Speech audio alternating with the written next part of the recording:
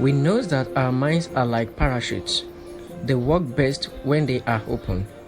This presentation will help you to think positively if you read all this with an open mind. And listen, when I was a student at ONDO BOY'S HIGH Secondary School in 2014, one of my favorite teachers, Mr. Fad, had once given me a very simple solution for progress.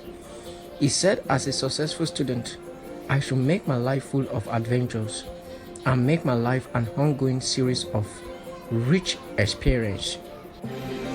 I had gone to this prestigious high school from a very simple country living and farming background, and adventures and rich experience were very powerful and distant ideas for me.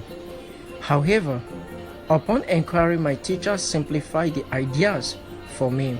He said that your entire life should be a process of setting effective goals and achieving fulfillment through realizing them. I was advised to let every new day bring a spiritual triumph to me, like the warm sun bursting through the cloud over the Mount Evans in the valley of the sleeping giant of Sabato. My teacher told me to make a future movie and let it be screened before me every day. He wanted me to be the producer, director, manager, and the main actor of that movie, but he demanded that the movie would become more realistic, relevant, and meaningful if I was also the writer, the audience, and the critic of my scenarios. This was a huge task, and naturally I hesitated. My teacher said that the whole activities was absolutely possible because I was responsible for all the images, and that was my drama and my creation. The story, he said, involved my happiness, mystery, success, failures, laughter, tears, goodness, truth, beauty, and even my evil and ugliness were to be there.